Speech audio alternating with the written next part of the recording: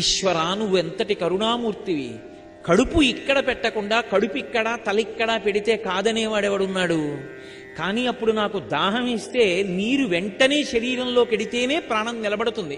సంజీవనం సమస్తస్య జగత సలిలాత్మిక భవ ఇత్యుచ్యతే మూర్తిర్భవస్య పరమాత్మన అంటారు వ్యాసభగవానుడు లింగపురాణంలో. నీటి రూపంలో ఉండి లోకాన్ని బతికిస్తాడు పరమాత్మ. కడుపు ఇక్కడుందనుకోండి, ఎన్ని నీళ్ళు ఇందులో పోస్తే పైకెక్కి ఇక్కడికి వెళ్ళాలి, కానీ ఇక్కడ పెట్టాడు. ఆ నీళ్లు ఆయన ఇచ్చాడు. గడగడ గడగడ తాగితే నీళ్లు కడుపులోకి వెళ్ళి ప్రాణాలు నిలబడుతున్నాయి. ఈశ్వర ఎంతటి కరుణామూర్తివి. నీరు తాగేటప్పుడు నారాయణుడు గుర్తొచ్చాడు. బిందె మరిచిపోయాడు, నీళ్లు మర్చిపోయాడు, నారాయణుడు గుర్తొస్తున్నాడు. పానీయంబులు త్రాగుచున్ కుడుచుచున్ తింటుంటే గుర్తొస్తున్నాడు. ఈశ్వర ఏమి ఓషధీతత్వం. ఒక్క ధాన్యపు గింజ తీసుకెళ్లి భూమిలో వేస్తే ఇంత కంక, ఇన్ని ధాన్యమా? ఆ బియ్యం తీసుకెళ్లి నీటిలో వేసి అగ్ని మీద బాగా పచనం చేస్తే ఒక మెతుకు కూడా, ఒక బియ్యపు గింజ కూడా విడిచిపెట్టకుండా గిన్నెలో ఉన్న ప్రతి బియ్యపు గింజ మెతుకైందా? ఆ మెత్తటి మెతుకులలోకి ఓ కూరగాయ తీసుకొచ్చి ఉడికించుకుని కలుపుకుంటే కొత్త రుచి వచ్చిందా?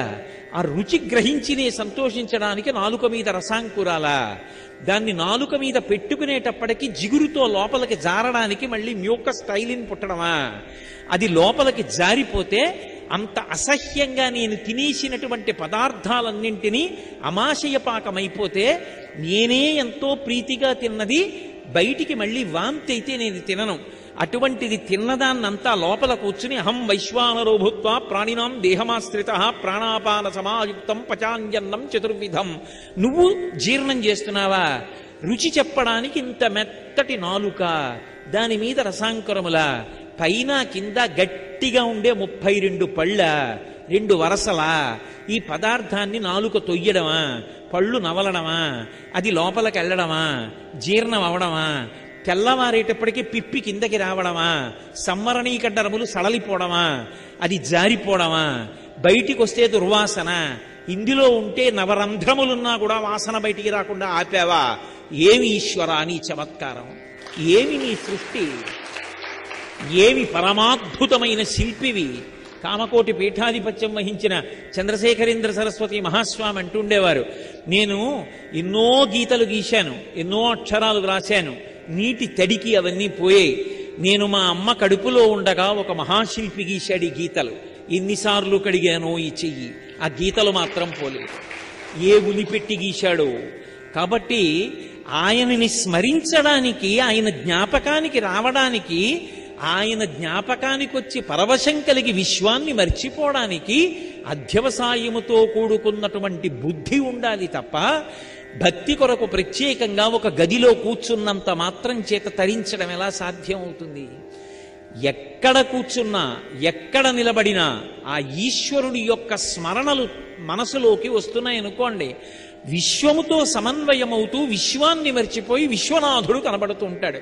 అది పానీయంబులు త్రాగుచున్ కుడుచుచున్ భాషించుతున్ హాసలీలా నిద్రాదులు చేయుచున్ తిరుగుచున్ లక్షించుతున్ సంతత శ్రీనారాయణ పాద పద్మయుగళీ చింతామృతాస్వాద సంధానుండై మరచన్ సురారిసుతుడే తద్విశ్వమున్ భూవరా. అందుకే భక్తి భావన సౌకుమార్యం. అది ఆ భావన యందు అపారమైన సౌకుమార్యం ఉందనుకోండి, ఆనంద భాష్పాలతో నిలబడతాడు ఈశ్వరుడి దగ్గర. నిజానికి ఒక్కరోజు నేను నిద్రపోలేదనుకోండి, మరునాడు ఏ పని చేయడానికి ఇచ్చగించదు మనస్సు, తల భారంగా ఉంటుంది. మరి ఈశ్వరుడో ఎప్పుడైనా నిద్రపోయాడా? ఆయనే నిద్రపోతే లోకాల్ని కాసేవాడెవడు? భాగవతం దశమస్కంధంలో పోతన గారు చమత్కారం చూపించారు. చిన్ని కృష్ణుడు పుట్టాడు. పుట్టడం అంటే కృష్ణావతారం స్వీకరించాడు. పాపం అక్కడ ఉన్నటువంటి గోపకాంతలందరూ ఆయనకి నీళ్లు పొయ్యాలని తొడ మీద పడుకోబెట్టుకుని ఆయన వీపు రుద్దేశారు. ఎటువంటి వీపు ఆ వీపు? ఆదిన్ శ్రీసతి కొప్పుపై తనువుపై అంశోత్తరీయంబుపై పాదాబ్జంబులపై కపోలతటిపై పాలిండ్లపై నూత్న మర్యాదంచెందు కరంబు క్రిందగుట ఆపైనా కరంబుంటమేల్ కాదే రాజ్యము విద్యమున్ సతతమే కాయంబు నాపాయమే అంటాడు బలిచక్రవర్తి. లక్ష్మీదేవంతటిది ఆ చెయ్యి పడితే మురిసిపోతుంది. ఆయన కాలి బొటన వేలుకున్నటువంటి గోటి చివరి భాగపు కాంతి కనపడితే చాలు. సూర్యులు తొల్లి ఎవని పాద నఖాగ్ర శోభితముంచేరి అంటాడు అక్రూరుడు. ఆ కాంతి తగిలితే చాలు జన్మజన్మల నుండి వస్తున్నటువంటి తమోగుణం పోతుంది. అటువంటి పరమాత్మ వీపు రుద్దారు వాళ్ళు, ఆయనకి స్నానం చేయించారు. అసలు అక్కడ ఒక చమత్కారం చెప్పాడు లీలాశకుడు. యద్రోమరంధ్ర పరిపూర్తి విదావదక్షౌ వారాహ జన్మని బభూవ రమీ సముద్రాహ తం నామనాథమరవింద దళం యశోదా పాణిద్వయాంతర జలై స్నపయాం బభూవ అన్నాడు. అదే శ్రీ మహావిష్ణువు ఒకానొకప్పుడు ఆదివరాహమూర్తిగా వచ్చారు. సముద్రంలోకి దిగారు భూమిని వెతుకుతూ. సముద్రం అంతా ఆయన రోమకూపాల్లోకి వెళ్ళిపోయింది. ఆయన స్నానం చేయడానికి సరిపోలేదు ఆ నీళ్లు. ఆయన పైకి లేచి ఇలా అన్నారు. అంటే ఆ నీళ్లు ఇలా చిమ్ముకున్నాయి. బ్రహ్మాది దేవతలు ఆ నీళ్లు మీద పడితే చాలని ఇలా తలలు ఉంచి నమస్కరించారు. నువ్వు ఒకనాడు ఆదివరాహమూర్తిగా వస్తే సముద్రంలో నీళ్లు నీ రోమకూపాల్లోకి చాలలేదు. అదే నువ్వు చిన్ని కృష్ణుడుగా వస్తే యశోద దోసిట్తో తీసిన నీళ్లు ఇలా పోస్తే నీ ఒళ్ళు తడిసిపోయింది. ఏం చెప్పమంటావు పరమాత్మ, నీ లీలలు అలా ఉంటాయి. అటువంటి చిన్ని కృష్ణుడు స్నానం చేసి పడుకోబెట్టి గోపకాంతల ఆయన్ని నిద్రపుచ్చుతున్నారు. జోజో నలినదలేక్షణ జోజో మృగరాజ మధ్య జోజో కృష్ణ జోజో పల్లవకరపద జోజో పూర్ణిందు వదన జోజో ఎన్నచొన్. పోతన గారికి జోజో అలా పడిపోయింది పద్యంలో. ఊపుతున్నారు. ఎంతకీ పడుకోడే. ఓ గోపకాంత వచ్చింది, ఎత్తుకుంది, అటు ఇటు తిప్పింది, వీపు మీద జో కొట్టింది, ఒక ఆవిడ తొడ మీద వేసుకుంది, తొడంతా ఊపింది, కాలు ఊపింది, చెయ్యి ఊపింది, పాట పాడారు, ఉయ్యాల్లో పెట్టారు. ఏం చేసినా పడుకోడు. ఏమిటమ్మా యశోదా నీ కొడుకు, ఏం చేసినా పత్తికాయల్లా కళ్ళు తెరుచు కూర్చుంటాడు, పడుకోడే అన్నారు. ఆయన్ని బోర్లా పడుకోబెట్టి వీపు మీద కొట్టేస్తున్నారు. ఆయన ఆలోచించాట, ఇదేమిట్రా పాల సముద్రాన్ని చిలుకుతున్నప్పుడు మందర పర్వతం వీపు మీద పెట్టుకున్నప్పుడు కూడా ఇంత బాధ కలగలేదు. కృష్ణావతారం స్వీకరిస్తే ఇలా కొడుతున్నారు గోపకాంతలు, వీపు మీద ఎందుకు కొడుతున్నారు నన్నని ఆలోచించాడు.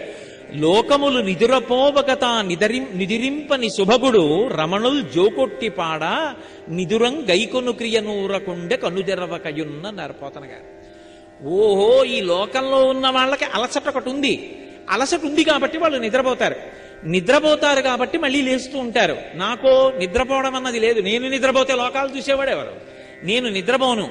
కానీ నేను నిద్రపోకపోతే వీళ్ళు వదిలేట్టు లేరు, వీపు మీద కొట్టేస్తున్నారు. అందుకని నేను నిద్రపోయినట్టు నటించాలంటే కాసేపు కళ్ళు మూసుకుంటే వీళ్ళు ఊరుకుంటారని కళ్ళు మూసుకున్నట్ట పరమాత్మ. ఆయనకి నిజంగా నిద్ర ఉంటుందా? ఆయన నిజంగా నిద్రపోతే లోకాలు చూసేవాడెవరు? కానీ భావనా సౌకుమార్యం. ఆయన నిద్రపోయాడని, ఎవరూ చప్పుడు చేయకుండా పడుకోబెట్టామని, మరునాడు పొద్దున్న బయట నిలబడి తెల్లవారిపోతోంది స్వామి లే లే లే అని కొన్ని గుర్తులు చెప్తే ఆయన భళ్ళను తలుపులు తెరుచుకుని బయటికి వచ్చాడని. ఎలా వచ్చాడు? అప్పటి వరకు లే దర్శనవి అని ఎన్నో గుర్తులు చెప్పారు. తీరా ఆయన నిజంగా తలుపులు తీసుకొచ్చాడు. వస్తే ఎలా ఉన్నట్ట? కమలాకు చచూచుక కుంకుమతో నియతారుడితాతులనీలతనో కమలాయ తలోచనలో కపతే విజయీ భవ వెంకట శైలపతే. రాత్రి లక్ష్మీదేవి మా అమ్మని గాఢంగా కౌగలించుకుని నిద్రపోయావు స్వామి. అప్పుడు ఆమె కుచుముల మీద అలదుకున్నటువంటి కుంకుమ రేఖలు నల్లటి నీ వక్షస్థలం మీద కనపడుతున్నాయి. పోనీ నువ్వు ఎర్రగా ఉంటే ఏమో నల్లగా ఉంటావు. నల్లటి నీ వక్షస్థలం మీద ఎర్రటి కుంకుమ చుక్కలు కనపడుతున్నాయి. మేం పిలిచామని నువ్వు గభాలన ఉత్తరీయం కూడా సరిగ్గా వేసుకోకుండా తలుపులు తీసుకుని బయటికి వచ్చేశావు. నిన్ను చూసేటప్పటికే ఆ వక్షస్థలం, ఆ కుంకుమ చుక్కలు కనపడిపోతున్నాయి. మా కనురాపు తగులుతుందేమో. విజయీ భవ వెంకట శైలపతే. ఎంతటి భావనా సౌకుమార్యం! ఆ అనుభవించడం సుప్రభాతం. ఆ ఆనందంతో కంఠం గాద్గదికమై కన్నుల వెంట బాష్పధారలు పడాలి. ఇది కోరుకున్నది. అలా భగవంతుని స్మరించగలిగినటువంటి వాడికి శరీరమునకు ఖేదం ఉంటుందేమో, లోపల మాత్రం పరమ సంతోషంతో ఉంటాడు. చెరుకు కర్ర తీసుకొచ్చి మరలో పెట్టి తిప్పారనుకోండి తీయగానే ఉంటుంది. కత్తిపీటకి కోశారనుకోండి తీయగానే ఉంటుంది. పళ్ళ మధ్య పెట్టి నవిలేరనుకోండి తీయగానే ఉంటుంది. ఆఖరికి దాన్ని అక్కడ పెట్టి ఎవడో గూటం పెట్టి కొడితే పైకి లేచిన బిందువు నాలుక మీద పడితే తీయగా ఉంటుంది. ఏం చేసినా చెరుకు కర్ర తీయగానే ఉన్నట్టు పైన శరీరం ఎంత నలుగుడు పడిపోతున్నా భక్తుడైన వాడు మాత్రం లోపల ఆనందపడిపోతూనే ఉంటాడు. అందుకే శంకర భగవత్పాదులు భగవంతుడి రక్షణ అన్న మాట వాడలేదు. భక్తార్భకం రక్షతి. భక్తి అన్న తల్లి భక్తుణ్ణి రక్షించుకుంటుంది.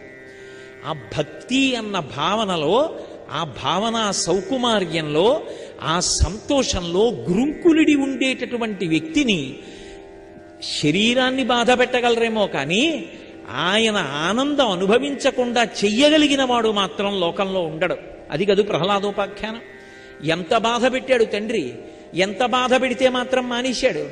ఆనంద పడిపోతూనే ఉన్నాడు. నాన్న నువ్వేమైనా చెప్పు, మందార మకరంద మాధుర్యమునదేలు మధుపంబుబోవునే మదనములకు నిర్మల మందాకినీ వీచికల తూగురాయంచదనునే తరంగిణులకు లలిత రసాల పల్లవ ఖాదియై చొక్కు కోయిల జనునే కుటజములకు పూర్ణేందు చంద్రికా స్ఫురత చికోరక మరుగునే సాంద్ర నిహారములకు. నాన్న నేనొక్క మాట చెప్పనా? అంబుజోదర దివ్యపాదార వింద చింతనామృతపాన విశేషమత్త చిత్తము ఏ రీతి ఇతర విషయంబు చేర నీర్చు వినుత గుణశీల మాటలు వేయునేలా. ఆ అంబుజోదరుడైనటువంటి శ్రీమన్నారాయణుండి ధ్యానం చేస్తున్నప్పుడు ఆయన పాదముల నుండి స్రవించేటటువంటి మందార మకరంద పానం చేసి మత్తెక్కిపోయినటువంటి నన్ను వెళ్ళి లౌకికమైనటువంటి సుఖములను అనుభవించమంటే ఎక్కడ అనుభవిస్తాను నాన్న, నాకు ఎక్కేవి కావన్నాడు. కొట్టాడు, తిట్టాడు, చంపుదామని ప్రయత్నించాడు, ఏనుగుల కింద వేశాడు. ఆయన భక్తే భగవంతుణ్ణి లాక్కొచ్చింది కిందకి. భక్తికున్న గొప్పతనం అది. చాలామంది నరసింహోపాఖ్యానంలో ఏమనుకుంటారంటే హిరణ్యకశిపుణ్ణి సంహరించడానికి వచ్చాడు నరసింహస్వామి అనుకుంటారు. కాదు. ఆయన ఎందుకు రావలసి వచ్చిందంటే ఎక్కడున్నాడురా శ్రీహరి అని అడిగాడు. ఇందుగలడందులేడని సందేహము వలదు చక్రి సర్వోపగతుండెందెందు వెదకి చూచిన అందందే కలడు దానవగ్రణి వింటే. నెయ్యి ఎక్కడుంది పాలలో అంటే ఏం చెప్పన్నాన్న? పాలంతటా ఉంది. అలా అసలు ఆయన లేనిది లేదు, అంతటా ఉన్నాడు. ఇప్పుడు హిరణ్యకశిపుడు చూపుడు వేలి ఇలా తీశాడు, ఇలా చూపిస్తున్నాడు. ఎక్కడ ఆపుతాడో తెలియదు. తనకి పరమభక్తుడైనటువంటి ప్రహ్లాదుడు తాను అంతటా ఉన్నాడు అని చెప్తున్నాడు భగవంతుడి గురించి. హిరణ్యకశిపుడు ఇలా వేలు చూపిస్తున్నాడు, ఎక్కడైనా ఆగచ్చు వేలు. ఆయన వేలు ఆగిన తరువాత అందులోకి వెళ్ళి బయటికి వస్తే విలంబనం అయిపోతుంది, కాలం కొంచెం ఆలస్యం అవుతుంది. భక్తుడి మాట నిలబెట్టడంలో జాగు జరగకూడదు. అందుకే హరి సర్వాకృతులంకలండనచు ప్రహ్లాదుండు భాషింప ఎందును లేడు లేడనుచు దైత్యుండు తర్జింప శ్రీనరసింహకృతి దల్చనచ్యుతుడు నానా జంగమస్థావరోత్కర గర్భంబుల అన్ని దేశములనుద్దండ ప్రభావంబునన్. ఈ బ్రహ్మాండమంతా ఒక పెద్ద నరసింహం అయిపోయింది, అంతటా నిండిపోయింది నరసింహావతారం. హిరణ్యకశిపుడి వేలు ఎక్కడ పెడితే అక్కడి నుంచి రావాలి. ఎందుకు? హిరణ్యకశిపు సంహారం కాదు, ఇట్టే చంపేస్తాడు. అందుకు కాదు, ప్రహ్లాదుడి మాట నిలబెట్టాలి. ఆయన అన్నాడు కాబట్టి వచ్చేయాలంతే. అదే భగవంతుని యందుండేటటువంటి గొప్పతనం. నువ్వు రా అని భక్తుడు పిలిస్తే ఆయన శాసనానికి వశపడిపోతాడంతే. భగవంతుణ్ణి కూడా శాసించగలిగిన వాడెవరంటే భక్తుడు ఒక్కడే. ఆ భక్తి అంత గొప్పది. గజేంద్రమోక్షణ ఘట్టంలో శరణాగతి చేశాడు. సంస్కృత భాగవతం వేరు, తెలుగు భాగవతం వేరు. పోతన గారి దగ్గరికి వచ్చేటప్పటికి ఏనుగు కేవలం శ్రీమన్నారాయణుణ్ణి రమ్మని అడగలేదు. కలుగడే నాపాలి కలిమి సందేహింప కలిమిలేములు లేక కలుగువాడు నా కడ్డబడరాడి నలిన సాధువులచే బడెడి సాధువుల కడ్డు బడెడివాడు చూడడే నా పాటు చూపుల చూడక లోపలి చూపులు చూచువాడు అని. ఆ వచ్చేటటువంటి వాడు ఎలా రావాలి అంటే మొరగుల మొరలెరుంగుచు తన్ను మరగువాడు ఆది మధ్యాంతములు లేక ఎరలువాడు భక్త జనముల దీనుల పాలివాడు వినడే చూడడే తలపడే వెగరాడే అంది. వచ్చేటప్పుడు తనని తాను మరిచిపోయి రావాలి భగవంతుడు. ఏమిటి, ఎప్పుడైనా పూజ చేశాడా గజేంద్రుడు? ఎప్పుడైనా భగవన్నామని చెప్పాడా? లేదు. అంత కష్టం వచ్చి మొసలి పట్టుకుంటే అది కూడా ఎన్నాళ్ళు, ఇక ప్రాణం పోయే ముందు చెప్పాడు ఈ మాట. నియమం పెట్టాడు, నువ్వు మామూలుగా వస్తే కుదరదు, నిన్ను నువ్వు మరిచిపోయి రావాలన్నాడు. ఆయన భక్తికి లొంగిపోయాడంతే, ఏం మామూలుగా రాలేదు. ఆ వచ్చేటప్పుడు ఎక్కడి నుంచి రావాలి ఆయనకి తెలియదు, పిలిచాడంతే. అల వైకుంఠపురంబులో నగరిలో ఆమూల సౌధంబుదాపల మందారవనంతరమృతర ప్రాతేందు కాంతోపలోత్పల పర్యంకరమా వినోది యగువాపన్న ప్రసన్నుండు విహ్వల నాగేంద్రము పాహీ పాహీ ఎన కుయ్యాళించి సవరంభియై సిరికింజప్పడు శంఖచక్రయుగముంచేదోయి సంధింపడే పరివారంబును జీరణ భ్రగపతిన్ మందింపడాకర్ణికంత రథం మిల్లము చక్కనొత్తడు వివాద ప్రోద్ధిత శ్రీకుచోపరి చేలాంచలమైన వీడడు గజ ప్రాణావనోత్సాహి. ఆఖరికి ఎవరి కొంగు పట్టుకొచ్చేస్తున్నాడో ఆ లక్ష్మీదేవికి కూడా చెప్పడం మానేశాడు. అడిగెదనని కడుబడ్డి జను అడిగిన తన మగడు నుడ్డుబడ్డ నిన్నడ్డ జడ్డగున్ వెడ్డబెడ్డ సిడ్డి ముడ్డిత డబ్బడ్డ నడ్డుగిడ్డు నడ్డుగిడ్డదు జడ్డిమ నడ్డుగిడ్డునే డలన్ అన్నారు పోతన గారు. ఆ ముందు పవిట కొంగు పట్టుకుని విష్ణుమూర్తి వెళ్ళిపోతుంటే వెనక వస్తున్నటువంటి లక్ష్మీదేవి ఆయన కాళ్లల్లో కాళ్ళు పడిపోయి తడబడిపోతుంటే పక్కనున్న వాళ్ళు ఎక్కడికెడుతున్నాడమ్మా నువ్వు అడగమమ్మా అంటే అడగలేక ఆవిడెంత తడబడిందో పద్యంలో అన్ని డకారాలు పడ్డాయి. కాబట్టి ఆయన భక్తి కలిగినటువంటి వాళ్ళ యొక్క శాసనానికి కూడా వశవర్తి. వాళ్ళ మాట వింటాడు. మాట వినడం ఏమిటండి, వాళ్ళ చేతి దెబ్బలు తిన్నాడు. మనం తెల్లవారి లేస్తే కొలిచేటటువంటి వెంకటరమణుడి గడ్డం కింద తెల్లటి కర్పూరపు ముద్ద ఉంటుంది. అనంతాచార్యుల వారు కొండ మీదకి వచ్చి పూలతోట నిర్మాణం చేస్తున్నారు. వెంకటేశ్వర స్వామి వాడు పిల్లవాడి రూపంలో వెళ్ళి నేను కూడా నీకు సహాయం చేస్తానన్నారు. నాకెవడి సహాయం అక్కర్లేదు, అవతల బో, మా గురువు గారు రామానుజాచార్యులు వారు చెప్పారని తోట నిర్మాణం చేస్తున్నానన్నారు. పాపం పెద్ద ఆయన కష్టపడుతున్నారని పిల్లాడి రూపంలో వచ్చి తట్ట అక్కడ పెడితే గబగబా తీసుకెళ్లిపోతున్నారు. భార్య గర్భిణి, ఇంత తొందరగా తట్ట ఎలా తీసుకెడుతోందని అనంతాచార్యులు వారు చూశారు. చూసేటప్పటికీ వెంకటేశ్వర స్వామి వారు తట్ట పట్టుకెడుతున్నారు పిల్లాడి రూపంలో. బుద్ధన్నా వచ్చి వెంటపడి ఈ తట్ట పట్టుకెడుతున్నాడు రా, బుద్ధన్న పని చేస్తున్నాడు, ఈ పిల్లాడిని కొడతానని చేతిలో ఉన్న గుణపం పట్టుకు పరిగెత్తారు. పరిగెడితే వెంకటేశ్వర స్వామి వారు అన్నీ తిరిగి ఆనందనిలయంలోకి వెళ్ళిపోతున్నారు. వెళ్ళిపోతుంటే పిల్లాడు దొరకకుండా పారిపోతున్నాడని కోపం వచ్చి చేతిలో ఉన్న గుణపం విసిరారు. విసిరితే గుణపం వెళ్ళి ఇక్కడ కొట్టుకుని గడ్డం బద్దలై నెత్తురొచ్చి వాచిపోయింది. అర్చకులు పూజ చేయడానికి వెళ్ళి తలుపులు తీశారు. గడ్డం బద్దలై వాచిపోయింది. ఇదేమి వెంకటేశ్వర ఏమైంది? స్వామి మాట్లాడారు అప్పట్లో. కాబట్టి ఆయన అన్నారు, అనంతాచార్యులు కొట్టాడు గుణపం పెట్టి నన్ను. వచ్చిన భక్తులు భక్తుడి యొక్క చేతిలో దెబ్బలు తిన్నవాడు వెంకటేశ్వరుడు, అంత లొంగిపోయిన వాడని తెలియడానికి నా గడ్డం కింద కర్పూరపు మచ్చ పెట్టండి అన్నారు. ఇప్పటికీ వెంకటేశ్వర స్వామి వారి గుళ్ళోకి ఎడుతుంటే 5 భాషల్లో రాసుంటుంది అనంతాచార్యుల వారు వెంకటేశ్వర స్వామి వారి మీద వేసినటువంటి గుణపం గోడకి వేలాడదీసి. కాబట్టి ఆయన లొంగల మహానుభావుడు. భక్తి కలిగినటువంటి వాణ్ణి ఎవరు ఏమి చెయ్యగలరు? ఆ భక్తి తత్పరుడైనటువంటి వాడు ఎప్పుడూ ఆనందపడిపోతుంటాడు. ఆ భక్తి ఉన్నవాణ్ణి కలి చెనకలేడు. అందుకే నలమహారాజు గారిని పట్టుకోవడానికి ప్రయత్నం చేస్తే అన్నాళ్ళు ఎదురు చూడవలసి వచ్చింది కలి. ఎందుచేత? వెళ్ళి పట్టుకోవాలి అంటే శౌచము లేకుండా ఉండాలి. నిరంతర శౌచం ఏదిస్తుంది? భగవంతుడికి సంబంధించిన స్మరణలు ఇస్తాయి, జపం ఇస్తుంది, తపం ఇస్తుంది, హోమం ఇస్తుంది, పుణ్యకర్మలు ఇస్తాయి. ఎప్పుడూ భగవంతుడితో అనుసంధానమయ్యుండేటటువంటి నలుడిలోకి ప్రవేశించలేక ఎదురు చూసి ఒకానొక నాడు మూత్ర విసర్జన చేసి కాళ్ళు కడుక్కోకుండా బయటికి వచ్చినటువంటి దోషాన్ని అడ్డు పెట్టుకుని నలమహారాజు గారిలో ప్రవేశించి ఆయనకి అన్ని కష్టములు ఇవ్వగలిగాడు తప్ప భక్తి కలిగినన్నాళ్ళు నలమహారాజు గారిని చెనకగలిగాడా? అందుకే భక్తియే శ్రీరామరక్ష. ఆ భక్తి ఉన్నవాణ్ణి కలిపురుషుడు చెనకలేడు. అయితే ఇక్కడ ఒక మాట మీరు బాగా జ్ఞాపకం పెట్టుకోవాలి. భక్తి అన్న మాటకు అర్థం కేవలము భగవంతుని యొక్క స్మరణలు అన్న విషయం దగ్గర ఆగకూడదు. అసలు నిజంగా భక్తి అన్న మాటకు అర్థం ఏమిటో తెలుసా? ధర్మాచరణమునకు భక్తి అని పేరు.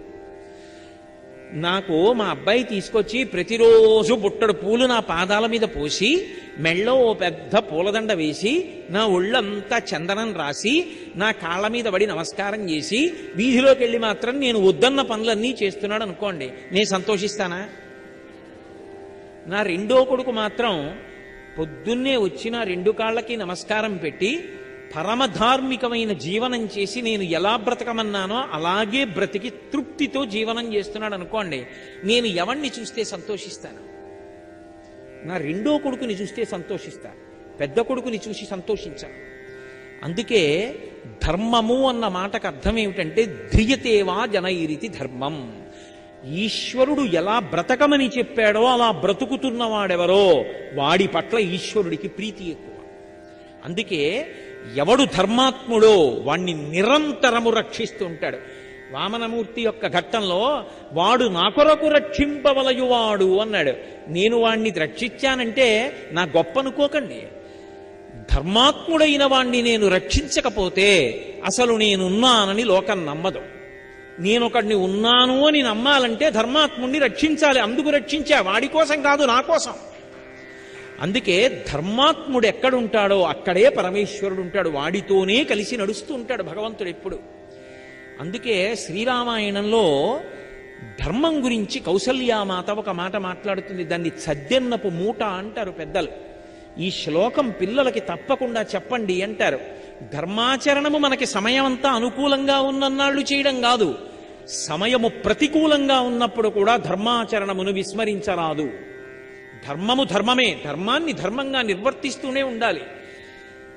రాముడు పుట్టాడు, పెరిగాడు, పెద్దవాడయ్యాడు, వశిష్ఠ విశ్వామిత్రులకు శిష్యుడయ్యాడు, వాళ్ళందరి దగ్గర పాఠాలు నేర్చుకున్నాడు, సీతమ్మని వివాహం చేసుకున్నాడు, అయోధ్యానగరానికి తిరిగి వచ్చాడు, అంతఃపురాల్లో కాపరం చేశాడు, దశరథ మహారాజు గారి ఛత్రఛాయల్లో జీవనం చేశాడు. అప్పుడు ధర్మాచరణం చేయడం గొప్ప కాదు. రాజ్యం నుంచి బయటికి వెళ్ళిపోవలసి వచ్చి, తాను తప్పు చేయకపోయినా అరణ్యవాసం చేయవలసి వచ్చి, ఆఖరికి జట కూడా తల దువ్వుకోకుండా జిల్లేడు పాలు పోసుకొని, మర్రిపాలు పోసుకొని, జటలు కట్టుకుని, చెప్పులు లేకుండా నారచీరలు కట్టుకుని 14 సంవత్సరములు అరణ్యవాసం చెయ్యాలి. కౌసల్యంది, ఇన్నాళ్ళు ధర్మం పట్టుకున్నావు, చాలా తేలిక. ధర్మం రక్షించిందన్నావు, తేలిక. ఇప్పుడు నీకు కాలం ఎదురు తిరిగింది, ఇప్పుడు నీకు అనుకూలం కాదు, అరణ్యవాసానికి ఎడుతున్నావు, అన్నీ కష్టాలే. నీ భార్యకి కష్టం, నీకు కష్టం, దోమలు కుడతాయి, ఈగలు కుడతాయి, క్రూర మృగాలు ఉంటాయి. ఇంత గొప్పవాడివి ఎక్కడో పర్ణశాల కట్టుకు పడుకోవాలి, అప్పుడు కూడా పట్టుకోగలవా? రామా, నీకు ఆశీర్వచనం చేస్తున్నాను. యం పాలయసి ధర్మం త్వం ధృత్యాచ నియమేనచ సవై రాఘవసార్థూల ధర్మస్వామభిరక్షతు.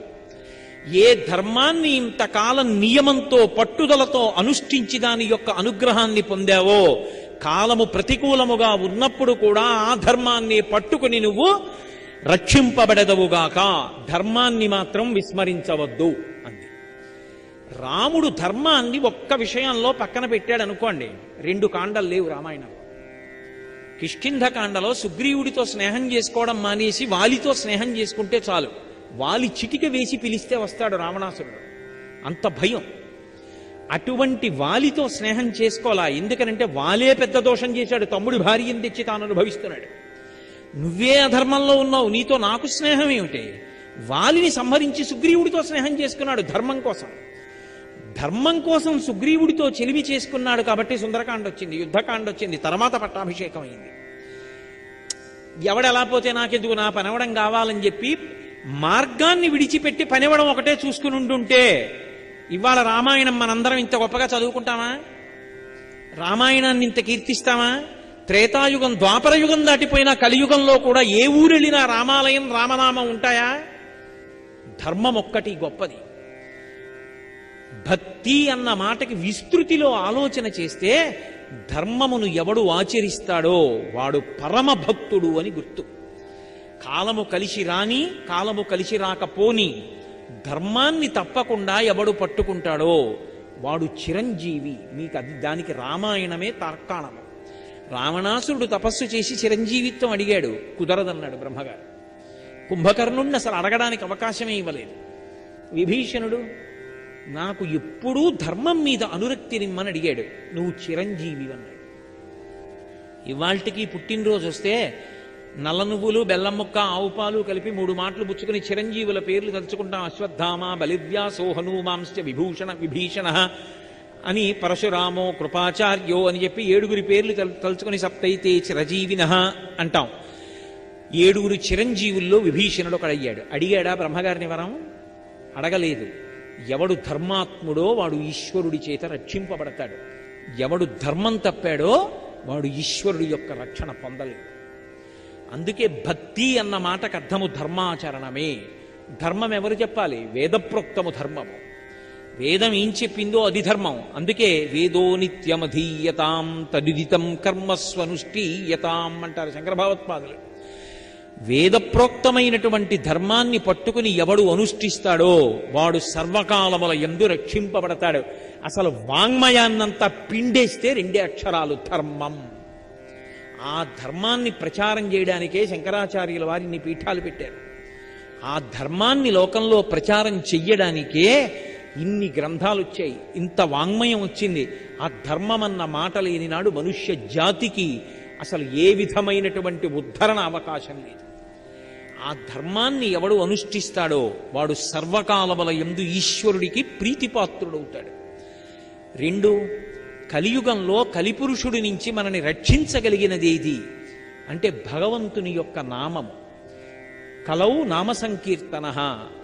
భగవన్నామాన్ని పలకడం నోటికి అలవాటైందనుకోండి, అస్తమానం భగవన్నామం ఏదో ఒకటి అనుకుంటూ ఉంటాడనుకోండి, ఆ నామము చాలు రక్షించేస్తుంది. ఒక మంత్రం చెయ్యాలి అంటే శౌచం ఉండాలి, స్నానం చేసి ఉండాలి, అంగన్యాసకరన్యాసాలు చెయ్యాలి, ధ్యాన శ్లోకం చెప్పాలి, గురువుగారి దగ్గర ఉపదేశం ఉండాలి, కదలకుండా తొందరపడకుండా శరీరావయవములు కదపకుండా జపం చెయ్యాలి. భగవన్నామం చెప్పడానికి నువ్వు ఏ స్థితిలో ఉన్నావన్న దాంతో సంబంధం లేదు. ద్రౌపదీదేవి ఏకవస్త్రయై రజస్వలా దోషంతో భగవన్నామం పిలిచింది. రాలా ఈశ్వరుడు రక్షించలా? గజేంద్రుడు చచ్చిపోయే ముందు నీటిలో ఉండగా మొసలి వచ్చి పట్టుకుంటే ఇక ప్రాణం పోతోందన్నప్పుడు పిలిచాడు. అది కూడా అర్థమయ్యేటట్టు కూడా పిలవాల. కనీసం అయ్యా మీరు రెండని చెప్పి పిలవడానికి 33 కోట్ల మంది దేవతలు లేచి నించున్నారు, అసలు ఎవరిని పిలుస్తున్నాడు రా అని అడిగారు. ఏమో అర్థం కాలేదని కూర్చున్నారు. దేవతాలోకానికి అంతటికీ అర్థం కాల ఎవరిని పిలిచాడు. ఎందుకని? అసలు ఏ పేరు వాడలేదు, ఏ గుణము వాడలేదు. వ్యాసుల వారు మూలంలో తస్మై నమ పరీషాయ బ్రహ్మణే అనంత శక్తయే రూపజోరు రూపాయ నమ ఆశ్చర్యకర్మణి నమ శాంతాయ ఘోరాయ మూఢాయ గుణధర్మిణే నిర్విశేషాయ సామ్యాయ నమో జ్ఞానఘనాయ చ క్షేత్రజ్ఞాయ నమస్తుభ్యం మహాధ్యక్షసాక్షిణే పురుషాయాత్మమూలాయ మూల ప్రకృతయే నమః. సోహం విశ్వసృజం విశ్వమవిశ్వం విశ్వవేదతం విశ్వాత్మానం పరం బ్రహ్మ ప్రణతోస్మి పరమం పదం. యోగరంధిత కర్మాణో హృదియోగ విభావతే యోగినోయం ప్రపశ్యంతి యోగీశం తం నతోస్పృహం. నమో నమస్తే కిల కారణాయ నిష్కారణాయ అద్భుత కారణాయ సర్వాగమన్నాయ మహర్ణవాయ నమోపవర్గాయ పరాయణాయ. పోతన గారు యథాతథంగా ఆంధ్రీకరించారు. ఎవ్వని చేజనించు జగమెవ్వని లోపల నుండు లీనమై ఎవ్వని ఎందుడిందు పరమేశ్వరుడెవ్వడు మూల కారణం వెవ్వడనాది మధ్యలయుడెవ్వడు సర్వము తానయైన వాడెవ్వడు వాని యత్మభౌ ఈశ్వరునే శరణంబు వేడెదన్. స్త్రీ పురుష నపుంసక మూర్తియును కాక తిర్య కమర నరాది మూర్తియును కాక కర్మ గుణభేద సరసత్ ప్రకాశి కాక వెనుక నన్నియుతానగు విభుతలంతు అన్నారు. వచ్చాడా లేదా? స్థితికారుడైన వాడు రక్షణ కోసం పిలుస్తున్నాడు కాబట్టి విష్ణువు పరిగెత్తుకొచ్చాడు. నామమునకు నామికి అభేదం. ఇంత పెద్ద సభలో ఎవరో లేచి కోటేశ్వరరావు అన్నారనుకోండి, గభాలను తిరిగి చూస్తానా చూడనా? నామము పిలిస్తే నామి వస్తాడు. ఆ నామమును పలికితే ఉద్ధరణ పొందుతాడు. భగవన్నామములు గౌణములు. నాకు పేరు ఎందుకు పెట్టారంటే లౌకిక నామం అంటారు. పేరు రాసేటప్పుడు తల్లిదండ్రులు వీడిని గుర్తుపట్టడానికి ఓ పేరు పెట్టి పిలిస్తే వీడికి పలకడం అలవాటవాలని పేరెడతారు. భగవంతుడికి ఎందుకు అన్ని పేర్లు? అన్ని పేర్లు భగవంతుడికి అవసరం. ఏదో ఒక పేరు ఉంటే సరిపోదా? పేరు పెట్టి అందరం పిలుస్తాం, గొడవ వదిలిపోతుందిగా? కాదు, అవి గౌణములు. అంటే భగవంతుడు ఒక్కొక్క గుణాన్ని ఆవిష్కరించినప్పుడు ఒక్కొక్క నామాన్ని పొందాడు. అందుకే నామాలకి వ్యాఖ్యానాలు వచ్చాయి. శంకరాచార్యుల వారు విష్ణు సహస్రనామ స్తోత్రానికి భాష్యం ఇచ్చారంటే భాస్కరాచార్యుల వారు మహానుభావుడు మనకి భాస్కరరాయుల వారు లలితా సహస్రనామ స్తోత్రానికి వ్యాఖ్యానం ఇచ్చారంటే అవి కేవలం నామములు కావు. నామముల వెనక ఎంతో వ్యాఖ్యానం ఉంటుంది. ఆ నామము యొక్క వ్యాఖ్యానముతో మనసు రమించిందనుకోండి, అక్కడికక్కడ మిగిలిన నామములు మరిచిపోయి ఆనంద తన్మయత్వంతో నిలబడిపోతాడంతే. మీకు నేను ఒక ఉదాహరణ చెప్పాలంటే, అసలు విష్ణు సహస్రనామ స్తోత్రంలో మొదటిది ఒకటే నామం, మిగిలిన 999 వ్యాఖ్యానాలు. విశ్వం అన్నాను అనుకోండి, చాలా ఒక్క నామన్నే పరవశించిపోవడానికి. హరిమయము విశ్వమంతయు హరి విశ్వమయుండు హరిమయము కాని ద్రవ్యము పరమాణువు లేదు వంశపావన వింటే అంటాడు సుఖబ్రహ్మ పరీక్షిత్తుతో. ఉన్నది విష్ణు ఒక్కడే. నామరూపాలుగా మాయగా జగత్ ఏర్పడింది. ఒక్కొక్క నామం చెప్తూ ఉంటే మనసు అక్కడ ఉండిపోయిందనుకోండి, సమాధిలోకి వెళ్ళిపోతాడంతే. లలితా సహస్రనామ స్తోత్రం చెప్తున్నాడు. చెప్తూ వరుసగా శ్రీమాత, శ్రీ మహారాజ్ఞి, శ్రీమత్సింహాసనేశ్వరి అంటున్నాడు. చంపకాశో కపున్నాగ సౌగంధి కలసత్కచ అన్నాడు. అమ్మవారి పెద్ద కబరీబంధం ఎంత ఉంటుందిట? ఇంత కాదు, ఈ భుజం నుంచి ఈ భుజం వరకు ఉంటుందిట అమ్మవారి కబరీబంధం. పోతన గారికి దర్శనమైంది. గజేంద్రమోక్షణ ఘట్టంలో లక్ష్మీదేవి నారాయణమూర్తి వెంట వెడుతుంటే నటభుజద్ధం మిల్ల బంధమ్ముతో అన్నారు. ఆవిడ పవిట కొంగు నారాయణుడు పట్టుకుని వెళ్ళిపోతున్నాడు కాబట్టి ఆవిడ పవిట మీద ఇలా చెయ్యి పెట్టుకుని నడుస్తోంది. ఇలా చేతులు కిందకి దింపి లేవు కనుక ఇలా పెట్టుకు నడుస్తుంటే ఈ భుజాలు ఇలా ఇలా ఎగురుతున్నాయి నడుస్తుంటే. ఇలా ఎగిరితే కొప్పు ఇలా వెళ్ళేదిట, ఇలా దిగితే ఇలా దిగేదిట, మళ్ళీ భుజం తగిలితే ఇలా వెళ్ళేదిట. అంత పెద్ద కొప్పు, అంత పెద్ద కబరీబంధం. అందులో పెట్టుకున్న పువ్వులు పెద్ద పెద్ద పువ్వులు, అంత పెద్ద కబరీబంధం కాబట్టే చంపకాశోక పున్నాగ సౌగంధిక లస